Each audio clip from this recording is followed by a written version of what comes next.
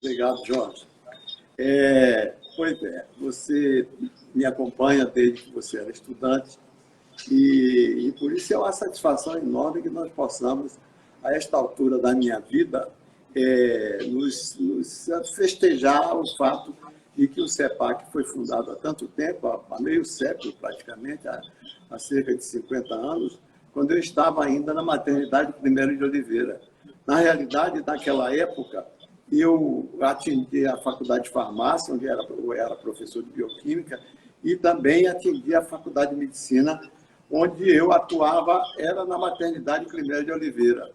E naquela época, eu que fui para lá chamado pelo professor José Deodato Filho, que era o professor titular, e que naquela época os professores titulares tinham um poder enorme, ele era o diretor, ele era praticamente o indivíduo que decidia o dia a dia da maternidade e que era a principal maternidade da cidade, era a maternidade Primeira de Oliveira. E ele me convidou para trabalhar com ele quando ele tomou conhecimento do meu interesse pela reprodução humana, porque eu estava fazendo uma tese sobre reprodução humana, como é que o útero se comportava durante a gestação e o que é que fazia o útero se comportar do jeito que ele se comporta. E eu era muito vidrado na ideia de que a coisa mais importante que a gente tem que aprender na medicina é como é que a gente nasce, como é que o útero faz esse serviço, como é que o útero fica imobilizado durante a gravidez, etc. e tal.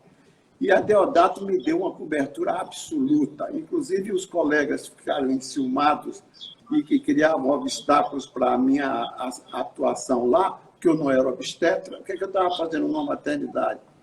Mas a Deodato me dava cobertura, reunia o pessoal e dizia, olha, não incomodem ele, porque se ele se zangar, ele vai embora e acaba a pesquisa aqui. E se nós não tivermos pesquisa, nós somos nada para o mundo. Aqui é que nós vamos desenvolver os tratamentos na área da obstetrícia, etc. e tal. Então, eu comecei a fazer pesquisa em vivo nas pacientes que chegavam lá em trabalho de parto, geralmente trabalho de parto prematuro. Eu era convocado para dar progesterona a elas para parar o trabalho de parto prematuro, porque se não parasse o trabalho de parto prematuro, o prematuro podia não sobreviver, porque era, às vezes, prematuridade grande, que de 3 meses de gravidez e a mulher está perdendo a criança e tal. E aí eu comecei a trabalhar na maternidade. Me mudei de lá do Terreiro de Jesus para a maternidade em Nazaré. Por coincidência, eu tinha morado ali, na rua Prado Valadares, que é o que segue por trás da maternidade Primeiro de Oliveira. Então, eu fui menino passando na porta da maternidade Primeiro de Oliveira, e é como se fosse minha casa. Então, foi lá que tudo começou.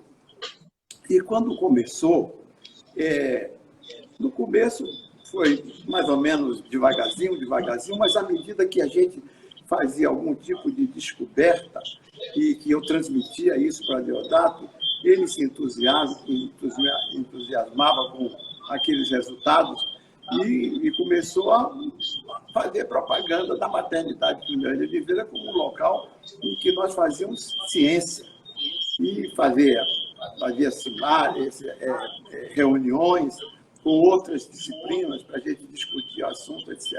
Mas o que interessa é como é que eu me implantei na maternidade e como é que nós fundamos o CEPAR. O CEPAR foi quase que uma imposição de Adeodato, que eu tinha que fundar alguma coisa, algum tipo de organização que levasse dinheiro para a maternidade. E aí eu fundei o CEPAR, o Centro de Pesquisa e Assistência em Reprodução Humana, que começou funcionando na maternidade Primeiro de Oliveira. Não tinha casa própria. Era ali mesmo um local que a Deodato colocou à minha disposição, que era o prédio mais novo, e que isso foi uma ciumada danada com os outros médicos. Como é que o melhor prédio, os 3 prédios que a maternidade tinha, ia ficar para a pesquisa científica do doutor Elcimar. Mas a Deodato segurou e eu fiquei com enfim, as instalações melhores que tinham lá para a gente fazer pesquisa. E à medida que nós fazíamos pesquisa e procurávamos levantar recursos para isso, nós sentimos a necessidade de ter um espaço maior para hospedar as nossas pacientes. Pacientes que vinham com problemas e a gente tentava resolver os problemas, normalmente procurando nos basear no que sabíamos de gravidez e reprodução naquela época, e todo especialista que passava por aqui a gente levava para a maternidade. Eu praticamente morava na maternidade 1º de Oliveira. E aí, à medida que o tempo foi passando, nós começamos a dar algum tipo de assistência às pacientes que pariam lá. E foi assim que começou o planejamento familiar. Porque não bastava dar assistência à paciente que tinha parido. Tinha que orientá-la para que ela não engravidasse imediatamente depois daquele parto. E aí é que começou a se falar em planejamento familiar. E como é que a gente podia planejar a família se não ensinando a mulher a ter vida sexual sem engravidar? Não existia nada. O que existia era realmente o que a gente investia mais, era no tratamento das ameaças de aborto. Quando a mulher não queria abortar, às vezes a mulher tem uma ameaça de aborto e gostava porque ela não queria ter aquele filho, que era um filho a mais, quando ela já tinha outro. Mas às vezes ela queria guardar o filho. E aí nós começamos a levar para lá o que eu tinha aprendido na fisiologia. Porque antes eu estava na fisiologia com Jorge Novis. E o que Jorge Novis, na tese dele, estudou mais foi o útero.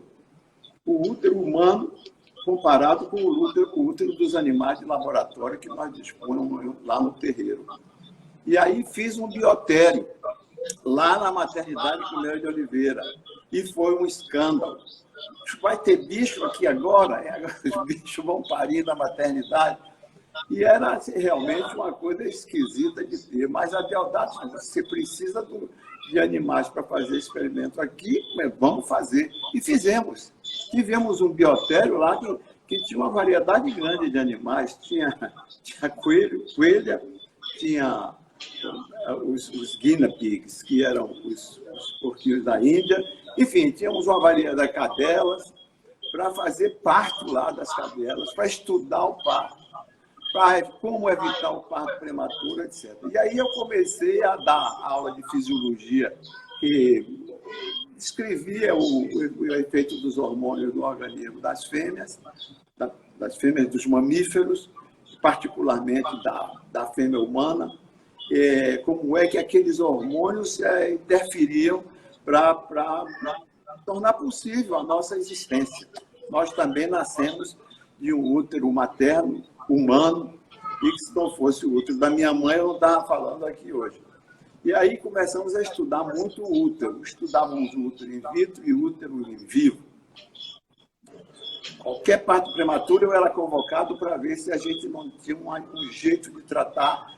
E a única substância que existia no mercado era a progesterona injetável, Lutogil, e era o que a gente usava e geralmente não tinha bom resultado, porque você tinha que dar 1 tonelada da progesterona. Até que nós comprávamos no mercado o que encontrava de progesterona, porque a progesterona é que sustenta a gravidez. Entendeu? O útero deixa de contrair quando a progesterona atua sobre o útero. A progesterona é produzida logo depois da ovulação, imobiliza o útero na expectativa de que depois daquela ovulação virá um embrião para se implantar no útero. Se não vier o embrião, então a mulher vai ter uma menstruação.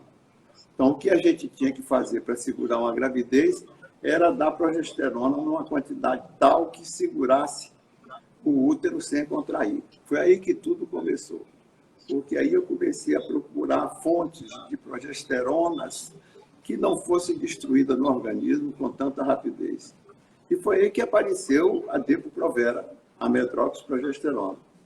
E quem me apresentou a medroxiprogesterona foi num momento em que eu nem estava aqui no Brasil, eu estava em Nova York, numa bolsa da Ford Foundation, e trabalhando com o pessoal que trabalhava com hormônios, né? Principalmente os premiados Nobel, George Corner, que tinha descoberto a progesterona. E lá eu fui, digamos, fui procurado pelos fabricantes da medroxprogesterona, que era a Depo-Provera. Era um produto novo, que era uma injeção de progesterona que tinha uma duração prolongada. E aí foi que eu comecei a fazer pesquisa de repercussão internacional. Essa medroxprogesterona que você injetava nas mulheres, ela podia durar mais de 3 meses no corpo da mulher. Muito diferente da progesterona comum, que é destruída em 24 horas. Então, isso é história que é contada em 2 horas de conferência. E eu não vou poder contar o detalhe das histórias. Mas, para resumir, mais ou menos, é que tudo foi realmente, se precipitou com grandes consequências, foi que quando eu voltei dos Estados Unidos e que estava já imbuído do fato de que a gente tinha que testar várias progesteronas para ver se encontrava uma que segurasse a gravidez, foi que eu comecei a sentir que havia futuro naquilo ali. Porque eu tratava as mulheres que chegavam em parto prematuro na maternidade com injeções de medroxprogesterona e elas paravam de expulsar o feto. E salvei centenas de partos prematuros que não foram partos prematuros por causa das injeções de Depo-Provera. E com isso, como era o único pesquisador que existia no mundo que estava informado daqueles bons resultados, me comuniquei com os fabricantes dos Estados Unidos e eles, olha, não queremos usar como anticoncepcional, queremos usar somente para impedir a gravidez. Não fala, porque eu já falava, se impede a ovulação, se a mulher depois de parir começar a usar a Depo-Provera, ela não ovula. E desta maneira eu estava realmente descobrindo o primeiro anticoncepcional injetável do mundo. Ninguém sabia nem o que se sabia de anticoncepcional. Foi a primeira pílula anticoncepcional que estava sendo lançada no mercado naquele tempo. E com essa descoberta, aí nós pudemos ter recursos para poder fazer mais pesquisa. Essa descoberta me levou ao Congresso americano, eu fui lá defender a Depo-Provera, que os cientistas americanos diziam que aquilo causava câncer, o que era mentira. Depo-Provera está no mercado há 50 anos, nunca provocou câncer em ninguém, usada por milhões e milhões de pessoas. Eu fui informado recentemente que hoje, em todos os países africanos, a Depo-Provera é o anticoncepcional mais usado como anticoncepcional oficial. O governo dá de graça. Todos os países africanos. E esse produto, o efeito anticoncepcional, foi descoberto depois que nós atendemos os desejos do fabricante, que era de usar o produto para impedir parto prematuro. Doses altas, injeção e tal, a mulher parava de sangrar, estava com parto prematuro, o parto prematuro era desativado e ela acabava tendo um filho na hora que ela tinha que ter, porque a gente dava a Depo-Provera durante o resto da gravidez para ela não ter um novo episódio de parto prematuro. Foi assim que começou a questão do planejamento familiar. Porque nós só pensávamos em planejar família quando tínhamos um instrumento que pudesse dar à mulher o direito de viver sem ovular, sem proteção. Porque ela engravidava, o aborto é ilegal, ainda é ilegal no Brasil, o aborto era ilegal. E para ela fazer um aborto, ela tinha que se sujeitar a alguma coisa ilegal, entendeu? Escondida, ou muito cara, e era um desastre para nós que trabalhávamos numa maternidade. Então, foi assim que começou a se falar em planejar a família. Porque essas o senhor falou que são 2 horas, mas as pessoas que quiserem saber dessa história completa, tem o seu livro também, a sua biografia. Eu queria pedir também um pouco de desculpas, quem está no meu perfil no Delmeco, porque a gente está fazendo transmissão em 4 perfis ao mesmo tempo. Por isso que pode ficar um pouquinho de eco, e por isso que algumas pessoas acham que em determinada câmera a gente possa estar um pouquinho de lado. Mas a gente está fazendo isso para poder amplificar o canal para esses 4 perfis, para que o Dr. Elcimar possa ter o alcance que ele merece de ter muito mais pessoas podendo ouvir essa live maravilhosa de hoje. Tá. Posso continuar? Pode, claro. Então, foi só para lembrar o pessoal que quem quiser ouvir a história toda tem o seu livro. Aliás, tem vários livros, né? Tem vários livros que eu escrevi a respeito dessa minha vida bastante atribulada. Eu acabei de fazer meu aniversário a semana passada, estou com 90 anos de idade e realmente comecei cedo a me envolver com a pesquisa científica. Acredito até que bem antes de me formar em médico, como farmacêutico que fui, eu me formei em farmácia em dezembro, em janeiro fiz vestibular de medicina. Não perdi nem um mês entre uma formação e a outra. Então, como era na mesma faculdade, a faculdade de medicina e a faculdade de farmácia eram no mesmo prédio, eu nem mudei de prédio, eu só mudei de disciplina.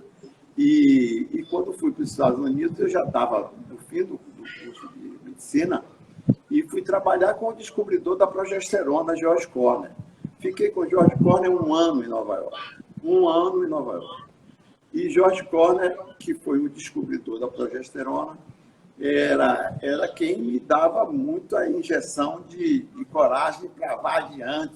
A pesquisa você não pode abandonar. Se você começar, você é que tem que continuar, que uma outra pessoa não vai repetir o que você fez antes e tal coisa. E foi um grande estímulo para mim. E quando nós dispomos da metroxprogesterona, nós podíamos impedir também que as mulheres ovulassem. E se elas não ovulassem, elas não engravidariam. E isso só foi possível com a Depo-Provera, com a metroxprogesterona. E aí eu não sabia que a indústria farmacêutica americana iria, enfim, ser desfavorável a que eu usasse o produto que eles desenvolveram para evitar aborto e preservar a gravidez ou parto prematuro.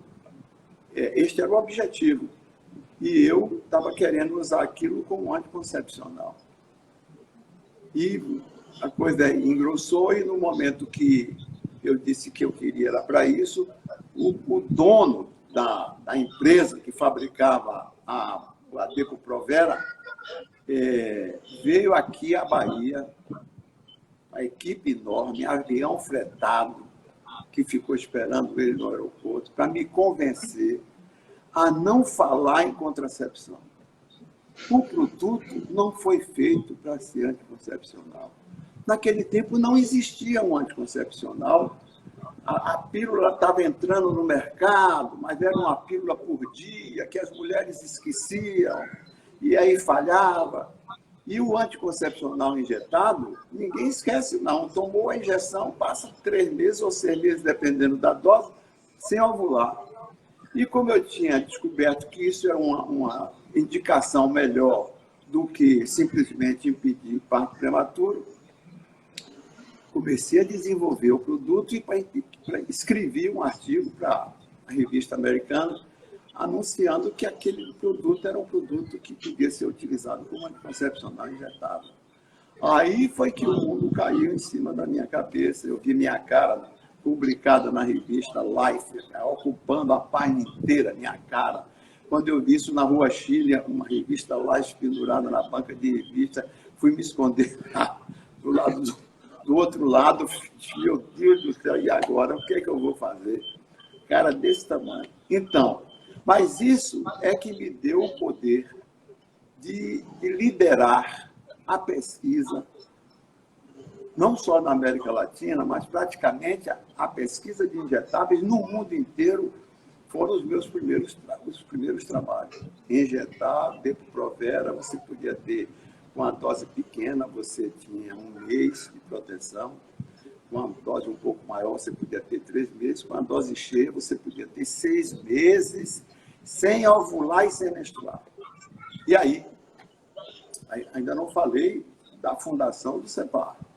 Eu ainda estou trabalhando com a cobertura da maternidade Climério de Oliveira e dos meus associados lá, porque eu também tinha gente que não gostava de mim, que achava que eu era intruso ali no meio dos parteiros. Naquela época que eu fui para lá, eu nem era formado em médico, eu era estudante de medicina, ainda estava no 4º, 5º ano.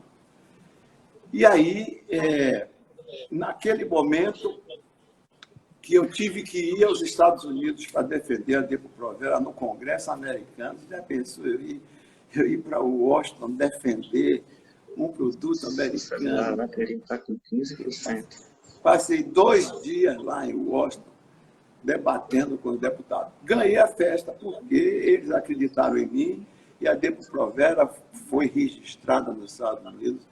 E hoje ela é registrada em todos os países do mundo, todos têm a Depo-Provera como anticoncepcional de efeito prolongado, sem, digamos assim, sem nenhuma restrição. Quem não quer ovular durante períodos longos toma injeção de Depo-Provera intramuscular.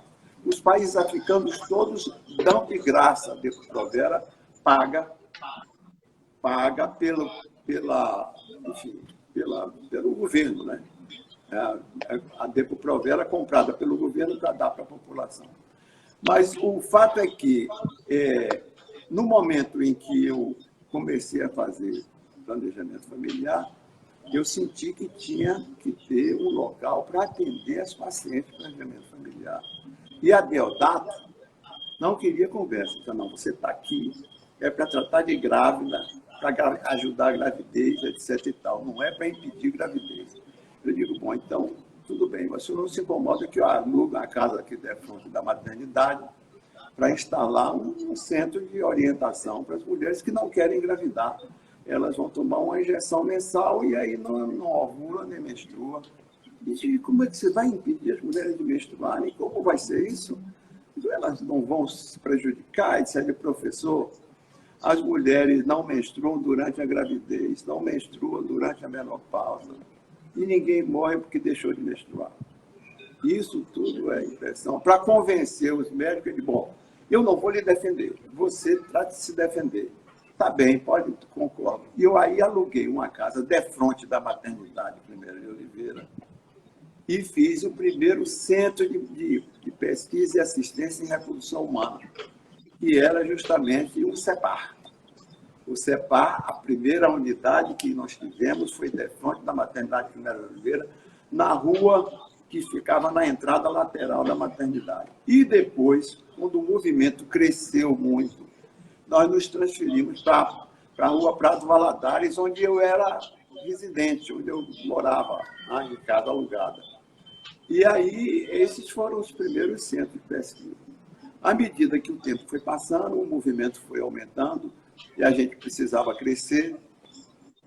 E aí é um pulo de 10 anos ou 20 anos em que eu tive que usar esse tipo de artifício de ter um centro para orientar as pessoas que não querem engravidar a evitar filho usando um injetável que impedia a ovulação e impedia a menstruação.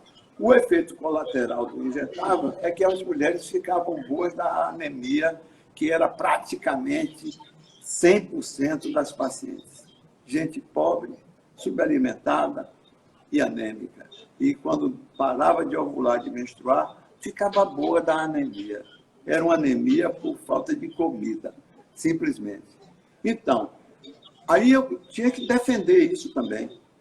E aí eu tomei um passo importante, que foi de ir para a televisão. A televisão estava começando e eu fui convidado para dar uma entrevista e aí descobri que eu tinha que ficar na televisão, porque a televisão ia ser o meu instrumento de informação para a população, para não acreditarem nas mentiras dos meus adversários, que eu estava fazendo isso, que estava fazendo aquilo. Então, eu ia para a televisão, etc. Acabei ficando na televisão da TV Bandeirantes durante mais de 10 anos. Acabei indo para São Paulo toda sexta-feira para gravar os meus programas da semana inteira. Isso foi muito útil para eu poder fazer tudo o que eu queria fazer e para eu explicar para o público o que é que eu estava fazendo aquilo, entendeu? E aí todo mundo que tinha uma perguntazinha para fazer, mandava para lá, etc. Mas isso é colateral. A construção do CEPAR definitivo, o nosso CEPAR atual, que é o objeto, digamos, maior dessa entrevista, isso e aí já precisou de muito mais dinheiro e para arranjar esse dinheiro eu tive que ir atrás do dinheiro, sabe?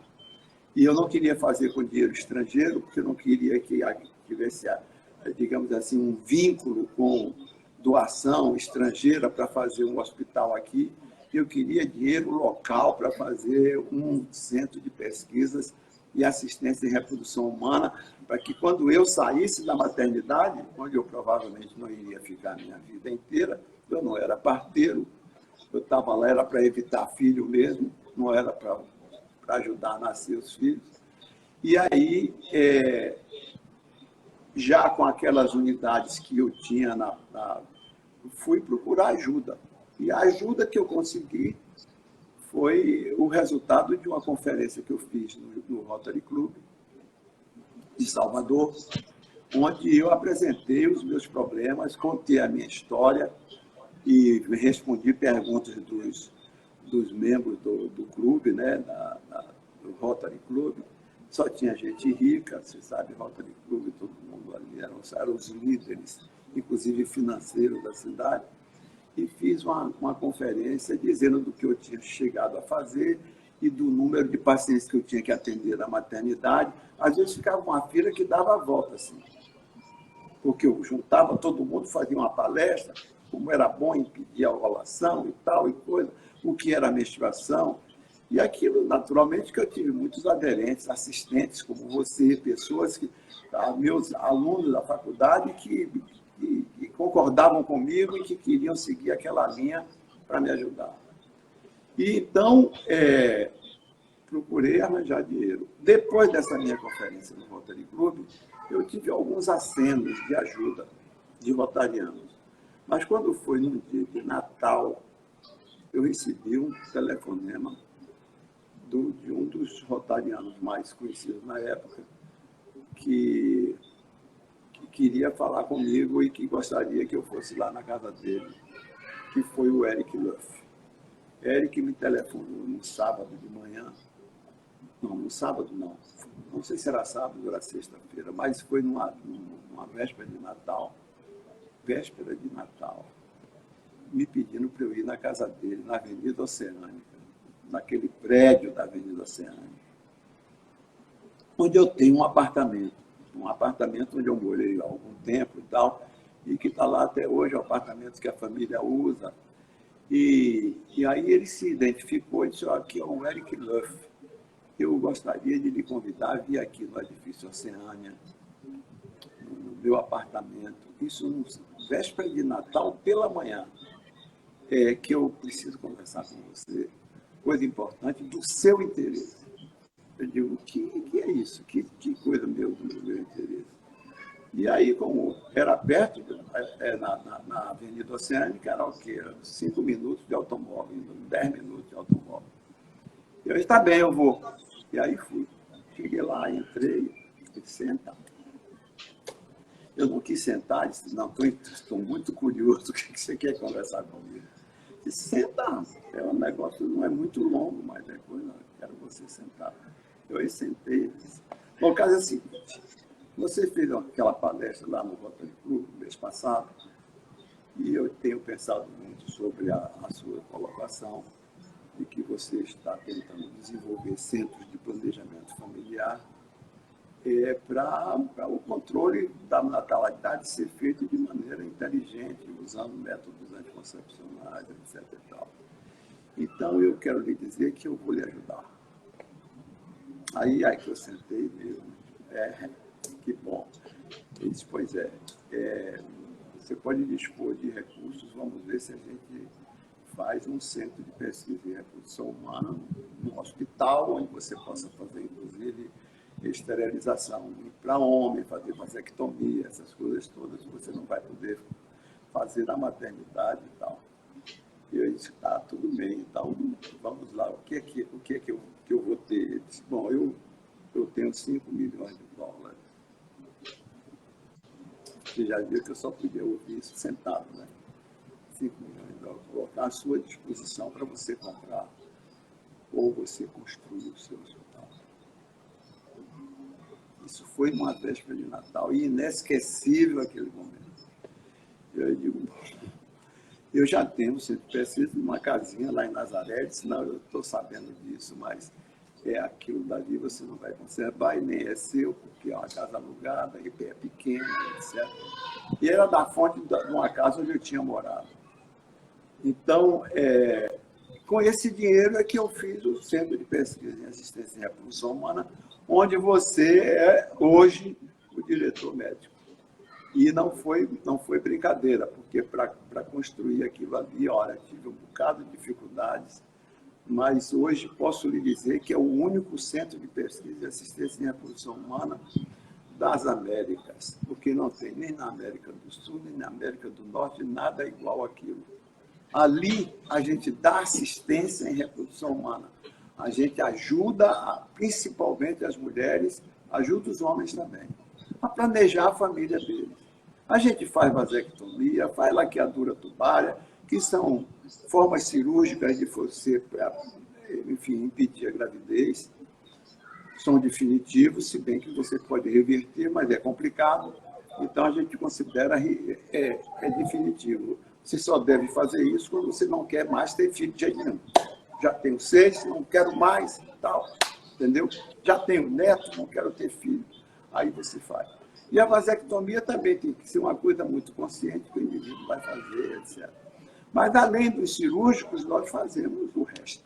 É um hospital que dá cobertura total àquilo que as mulheres querem, inclusive ajudar a mulher que tem dificuldade em engravidar, a engravidar. Então, tratar também aquelas que desejam ter um filho e que não conseguem ter o filho, ou têm abortos repetidos e querem ter uma gravidez de tempo, ser bem acompanhada, etc. Temos ótimos médicos, temos você como diretor médico, que é uma pessoa que atende ao retrato que eu fiz do que eu queria para diretor médico. Quer dizer que você tem competência, não somente como ginecologista, mas você já tem experiência para administrar um hospital e poder ajudar também em planejar o futuro. Então, no momento que nós identificamos, o Eric não me deu dinheiro, nem eu queria pegar em dinheiro. Tinha muito parente meu que podia querer tomar emprestado uma parte. Não me dá dinheiro nenhum. Ele disse, vou lhe ajudar a identificar um local. E foi ele que escolheu aquele local. Ele me telefonou, uma semana ou 2 semanas depois, me telefonou, eu quero que você venha aqui na federação, tal, sabe onde é? Venha cá, olha, encontrei um local para você comprar o local e fazer o seu prédio aqui. Eu peguei o carro, fui lá, encontrei ele e ele disse, é isso aqui. A gente compra essa casa e aqui você derruba a casa, faz um hospital aqui, etc. Aí eu estou de acordo. E aí ele comprou, me deu a escritura da propriedade e disse, pronto, é seu. Eu digo, agora você vai me dar o dinheiro para eu fazer o prédio e tal. Eu disse, não, vou dar o dinheiro. E realmente me ajudou e hoje nós temos o único centro de pesquisa e assistência em reprodução humana, onde a gente faz vasectomia, único, não é único no Brasil, não, é único na América Latina que faz isso. Eu arriscaria dizer que é o único no mundo, viu, professor? Acho que talvez tenha um desse aí, é possível que tenha um desse na África. Havia um projeto disso, eu tive lá na África várias vezes, na Nigéria, se não me engano. Não sei se a gente levou isso adiante, que eles iam construir um hospital dessa natureza. Mas também a África vive, sabe, mudando de presidente com a maior facilidade, eu não sei se o negócio foi adiante. E não tinha lá, naturalmente, esse desejo de ir para frente.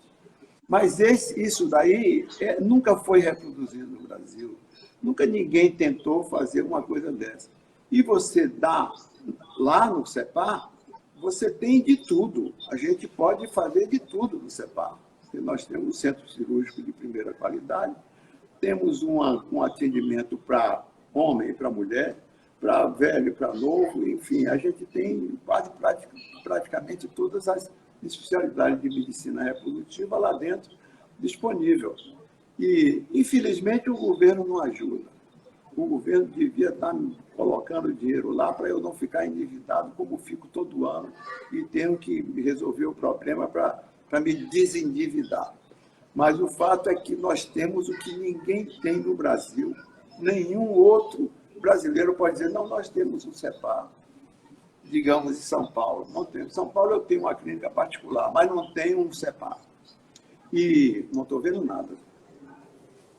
Estão me passando aqui uma mensagem, mas eu não vejo nada, não posso ver de lado, como é que eu vou ver? Tem algum recado aqui que eu estou recebendo, mas não vejo nada. Veja, senhor Rabisco. Então, me diga o que é. Eu acho que foi Débora Blando mandando lembrança da Inglaterra para o senhor. Foi Débora Blando, foi. Pois é, então, o CEPAR é uma coisa única que só os baianos têm, que vem gente de fora para se tratar aqui, para ser assistida aqui, para ir na parte masculina e na parte feminina.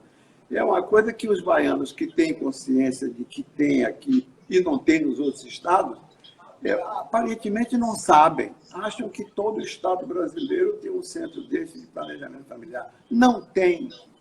Não tem. O governo não está interessado nisso. Não está. Infelizmente, o governo não está interessado nisso. E você e os outros médicos que estão ao seu lado é que vão ter que promover isso para que os baianos tirem proveito disso. Quer dizer, é uma coisa única. Você quer planejar a sua vida reprodutiva, vá no CEPAR. A gente lhe orienta como fazer isso, como fazer filho, como não fazer filho. E você pode orientar para o homem, ser o agente regulador, ou para a mulher. E a gente tem para todos, idosos. A gente tem reposição hormonal para idoso, para pessoas que não, inclusive, não têm vida sexual. Temos uma variedade de alternativas para atender a qualquer especialidade. E isso, depois que eu me for, vai ficar para os baianos. E tudo isso foi possível graças à doação de Eric Luff, que talvez até no futuro a gente ponha o nome dele em alguma coisa para que ele não fique esquecido. Eu tenho um retrato dele lá na sala de conferência, mas é só o que a gente tem com ele, é isso aí. E aí? Eu acho que assim, o grande diferencial é que no CEPAR a gente tem a condição dos pacientes com os melhores convênios, dos pacientes com as melhores condições financeiras, têm acesso a uma medicina de ponta e pode ajudar a quem não tem dinheiro a ter. Porque esse dinheiro de quem tem um convênio de ponta, de quem pode pagar por um tratamento mais especializado, faz com que a gente tenha a condição de atender de graça a nossa população do planejamento familiar, que foi o motivo pelo qual o senhor fundou o CEPAR. Então, a pessoa, na realidade, ela é beneficiado e consegue beneficiar outras pessoas. Eu acho que esse é o grande diferencial que também só o CEPAR tem. Quando a pessoa vai na clínica do senhor em São Paulo, no Rio, em Brasília, ela vai conseguir esse benefício para si próprio, mas ela não beneficia ninguém. E no CEPAR, além de ter o benefício próprio, ela consegue beneficiar uma pessoa que não tem condição. Então, esse é um diferencial que eu considero muito importante, que é com isso que a gente tem a possibilidade de fazer esses 10 mil atendimentos ano que a gente faz da população carente. É um número muito grande, mas que poderia ser muito maior se a gente tivesse uma condição financeira maior. E, para isso, a gente precisa crescer na parte do CEPAR que gera dividendos para que a gente possa reinvestir, porque o CEPAR não tem sócio. O que o CEPAR ganha, ele reinveste na sua própria qualificação e na atenção do pessoal carente. Então, fazer uma propaganda do CEPAR, de todos os nossos serviços, na realidade, o nosso objetivo é poder ampliar. É isso que foi o sonho que fez o senhor fundar o CEPAR, que é dar essa assistência de planejamento familiar a toda a população carente. Pois é, e do estado todo. Quer dizer, e gente de fora que venha para cá também, a gente vai ajudar. E para ajudar o pobre, é preciso que o rico procure o CEPAR, se beneficie do uso de implantes, porque nós somos os criadores dos implantes, que nos meus consultórios fora do estado da Bahia, as pessoas também têm acesso, mas o acesso que vocês têm no CEPAR é um acesso que tem o pobre, tem o rico, tem o baiano que mora aqui, tem o baiano que não mora e tem o visitante também. Entendeu? Os implantes é um avanço na medicina extraordinário. A mulher quer menstruar, ela não quer menstruar, ela não menstrua, ela quer engravidar, ela engravida, ela não quer engravidar, não engravida. Enfim, a gente tem todas as alternativas de ajudar a paciente que quer perder peso, a outra que quer ganhar peso. Enfim, tudo a gente que abriu, eu passei a minha vida criando novidades que pudessem tornar mais acessível o objetivo da procura do médico pelo paciente. O paciente procurou o médico para quê? Não, ele quer ter mais saúde. Não é somente ficar bom da doença, não. Ele quer ter mais saúde. Ele quer ter mais libido. Tem implante para isso? Tem implante que aumenta a libido. As mulheres que não têm libido botam um implante que dá libido para ela. Tem mulheres que só aprendem o que é libido depois que usam o implante. Não sabia que existia isso. E é uma descoberta ótima para ela, porque ela vai tirar proveito da vida sexual, que é, digamos assim, imperceptível para ela. Ela passa a perceber que a vida sexual é gratificante do ponto de vista sexual, e se ela estiver usando um implantezinho que dá para ela libido. Uma das coisas que eu tenho repetido muito ultimamente é essa da libido feminina, da libido masculina. Uma coisa que eu tenho dito, eu já disse aqui numa outra entrevista, vou dizer de novo hoje, porque eu gosto de dizer isso, porque ninguém diz isso no mundo, só eu que digo. Até em Nova York, a primeira vez que eu disse isso, eu disse, o senhor quer repetir isso que o senhor falou? E eu a repeti. O caso é o seguinte, quem dá ereção ao homem é o que emana da mulher. É só olhar para os animais, todos que existem em nosso entorno, principalmente os mamíferos como nós, cavalo, coelho, enfim, qualquer desse, cão, gato, que o gato só copula com a fêmea quando ela está ovulando. E quem disse para ele que ela está ovulando? Quem disse para ele que ela está ovulando é que ele fica com ereção quando encosta nela. E não é só ele, não. Todos os gatos do entorno ficam atrás dela.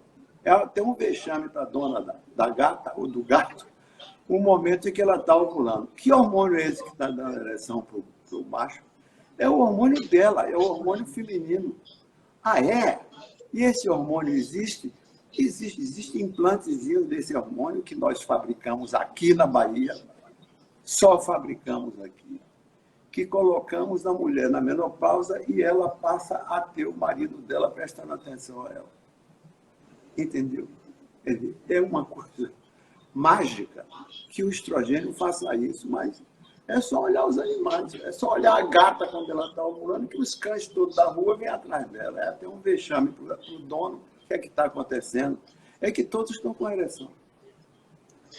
Isso que o senhor está falando mudou a minha prática. Eu tive o prazer de passar 5 anos do seu lado no seu consultório e ver quantos casamentos o senhor salvou e comecei a enxergar que podia fazer isso também. Então, a partir daí que a gente começou a abrir para a nossa clientela masculina, né? Porque primeiro vem as mulheres, nós originalmente ginecologistas, fazer a reposição, melhor, mudar completamente a vida dela, ganhar libido, mas aí de repente o marido vinha na consulta que, olha, antes a mulher corria de mim e inventava dor de cabeça, agora eu estou quase inventando dor de cabeça também. Aí eu vi que o senhor também tratava o marido. Pois é. E para isso a gente tem implante de testosterona, que foram os primeiros implantes que eu fiz, foram implantes de testosterona, para poupar os meus pacientes que tomavam injeção intramuscular de testosterona, que dói muito. E eu ficava com pena deles. Aí comecei a fazer aqueles implantes. Fazia os implantes de tamanhos diferentes. E depois que eu vi funcionar os implantes de testosterona nos homens, é que eu resolvi também testar o estradiol. E aí foi uma festa. E hoje, posso lhe dizer, eu sei, e aliás eu sei que eu vou para o céu, que eu fiz 90 anos, e estou me sentindo rejuvenescer aqui agora. Eu digo, olha o meu prêmio aí. Pois é, então, o CEPAR tem os implantes. Procurar um médico lá que receite os implantes, vai ter os implantes que vai adquirir lá no CEPAR, que a gente transfere para o CEPAR justamente para ajudar na manutenção do CEPAR. E espero que esse CEPAR dure. Eu vou embora daqui e o CEPAR vai ficar aí servindo à população de Salvador, a todos aqueles que nos procurarem para se beneficiar desse investimento na pesquisa que eu fiz durante toda a minha vida, tendo publicado aí quase 500 trabalhos, em virtude do meu gosto de fazer isso, e alguém tinha que fazer isso. Essas coisas têm que se revelar. E fui para a televisão por isso, porque eu digo, não vão falar errado, porque eu vou para a televisão e que é mentira. Não é assim. Eu, na televisão, pude criar assim, uma população brasileira que foram meus áudio-ouvintes ou vídeo-ouvintes, vistos também, e que foram educados pelas minhas palestras e que realmente, entre eles, você, que é o meu braço direito, diretor aí do meu centro, e que espero continue com a gente por muito tempo. O CEPAR hoje é a minha segunda casa, né? Eu entrei no CEPAR quando eu era residente, há 20 anos atrás, e há 10 anos já sou diretor médico, incorporei 100% da minha vida no CEPAR e hoje na clínica Elcimar Coutinho, que a gente atende também na Rua Chile, em São Paulo, no Rio de Janeiro, mas a nossa casa mesmo, o lugar que a gente gosta de estar, apesar de gostar de viajar, de atender nos outros estados, é realmente o CEPAR, que foi onde eu comecei, foi onde eu dei os meus primeiros passos, e é onde a gente tem uma clientela imensa, onde ajuda muita gente, tanto na parte cirúrgica, com os implantes. Então, assim, o CEPAR, eu acho que foi o sonho do senhor, mas que transferiu para os seus sucessores, e eu acho que não tem volta, que a gente não vai deixar que esse sonho morra no caminho. Com certeza, como o senhor fez com a gente vai passar adiante para os nossos sucessores. Não tenha dúvida disso. Esqueça também que o CEPAR tem, além de tudo, a fábrica de implantes. A Elmeco funciona naquela área, e que eu fiz isso justamente porque eu tive tanta aventura no sentido de implantar na Bahia realmente um centro para fabricar os produtos, etc. e tal, e me associei a um industrial que ia fazer uma indústria aqui no centro industrial de Aratu, e viajei com ele, etc. Ele não fez nada, e finalmente as pessoas abandonam os projetos no meio do caminho, etc. e tal. Mas aí o CEPAR, nós tinha espaço, e eu aí fiz uma pequena fábrica onde a gente fabrica os implantes, que são realmente uma ajuda enorme para o médico e para o usuário, que tem a aplicação de uma medicação que dura 1 ano e que permite que ele escolha ter filho, não ter filho, ter vida sexual, não ter vida sexual, não ter perda de massa óssea, portanto, não perder estatura, porque quando a gente perde estatura, também perde postura. Quando perde postura, perde também até o companheiro ou a companheira. Porque você, enfim, encolhe. E tudo isso a gente pode fazer com implantes de testosterona, com gestrinona, enfim. Temos várias alternativas que eu ofereci e passo para os meus assistentes, meus colegas, você em primeiro lugar, é o camarada que usa praticamente tudo aquilo que eu desenvolvi e que vai continuar usando, porque isso a gente vai ter que passar adiante, porque não vai desaparecer. É bom demais para desaparecer. Então, pode crescer. Né? É tão bom que a gente, além de tudo, hoje o MECO, que é dentro do CEPAR, a gente tem os nossos cursos de treinamento. Hoje a gente já capacitou, nós do grupo do senhor, já capacitamos mais de 1000 médicos no país que compram e usam os nossos implantes também. Então, a gente conseguiu levar essa invenção maravilhosa dos implantes, que ajuda a vida de tantas pessoas, a multiplicá-las, e eu imagino que hoje tenhamos mais de 2 milhões de usuários de nossos implantes no país. Então, isso cresce cada dia mais, porque as filas de espera para o nosso curso, o que a gente consegue ver no banco de aluno, um monte de gente que era contrário ao senhor, que falava mal dos implantes, que de repente se calou, e de repente, no momento agora, está indo para o banco aprender como é que se usa para passar a usar, né? Aí eu volto ao que o senhor está falando, né? Hoje a gente pôde voltar a ter, com certeza tem empresários nos ouvindo, pessoas com uma excelente condição financeira. O CEPAR tem a possibilidade da pessoa que doar fazer abatimento no imposto de renda hoje em dia. Então, a gente precisa também começar a atrair essas pessoas que, ao invés de pagar esse imposto de renda, fazer essa doação pode ser algo em benefício da sociedade, numa entidade séria, numa entidade filantrópica de 50 anos e que tem esse trabalho que o senhor mesmo já publicou artigos sobre isso, que era outra coisa que eu não queria me esquecer de perguntar, do impacto que o CEPAR teve. O senhor tem, eu já li e já vi o senhor fazendo conferências sobre isso. Hoje, a gente, nesse momento de pandemia, não consegue enxergar, mas via como a violência em Salvador era diferente dos outros estados e como o CEPAR teve impacto nisso por conta do planejamento familiar.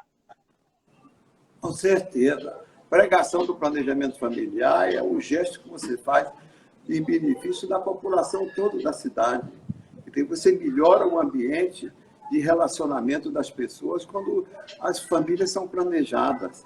As crianças não nascem sem a mulher querer e abandonadas, entendeu? É uma coisa...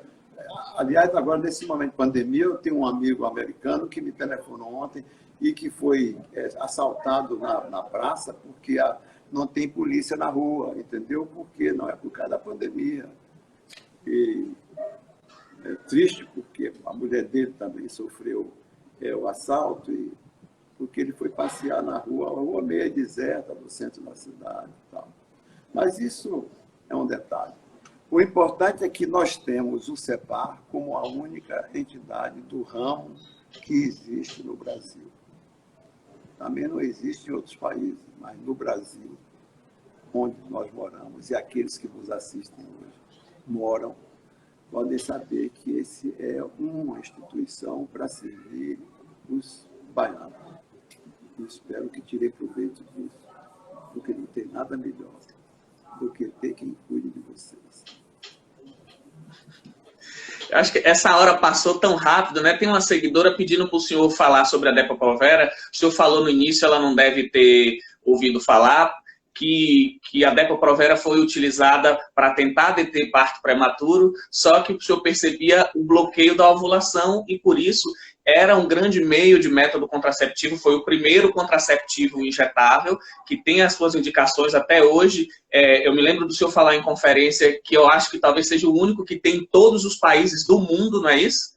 E foi uma invenção sua.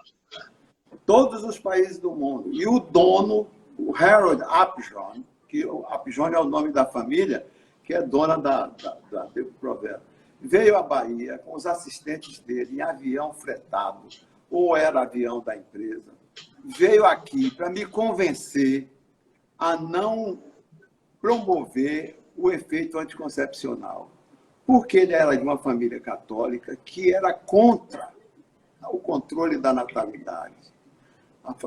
Você sabe que a Igreja Católica, inclusive eu fui abordado, fui peitado, tive que ir defender o planejamento familiar perante a igreja aqui na Bahia.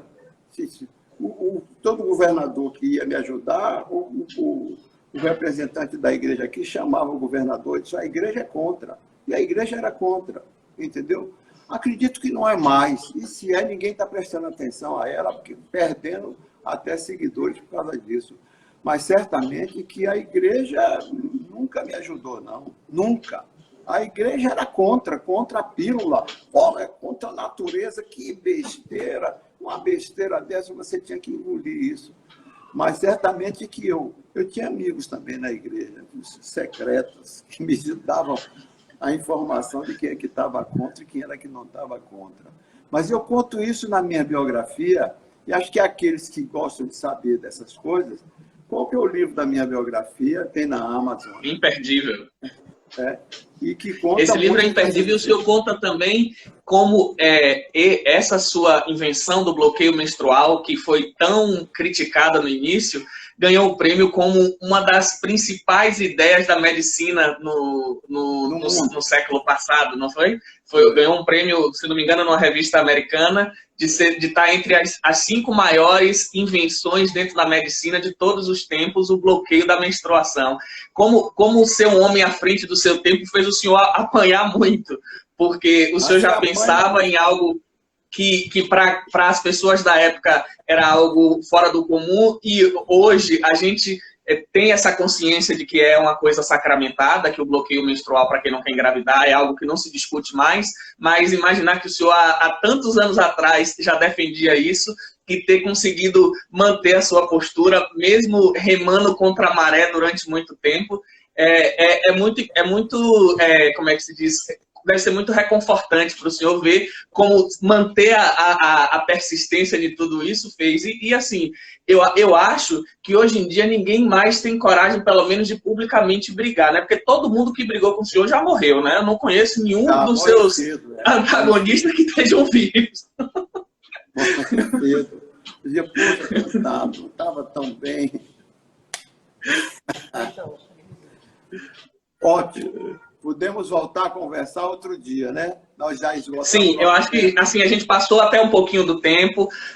Agradecer ao pessoal que nos assistiu, pedir desculpas porque ficamos em 4 canais, teve alguns probleminhas de som, mas foi para alcançar mais pessoas, e assim a gente percebe que depois que encerramos lá, veio mais gente para cá. Esse era o objetivo, trazer mais gente para seguir o CEPAR, para conhecer. Foi um grande prazer para mim ser seu aluno, ser seu discípulo, ser seu amigo, fazer parte hoje do seu círculo, e eu passo a palavra para que o senhor possa encerrar e dar uma boa noite a todo mundo.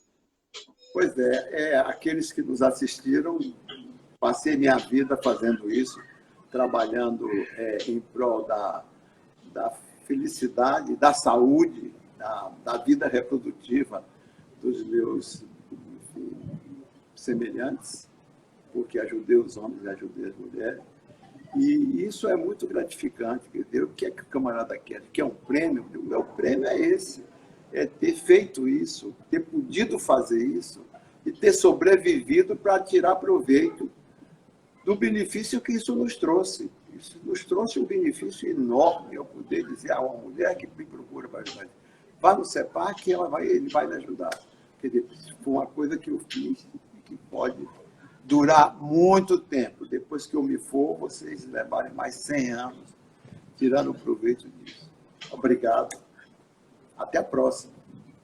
Até a próxima. Uma boa noite a todos.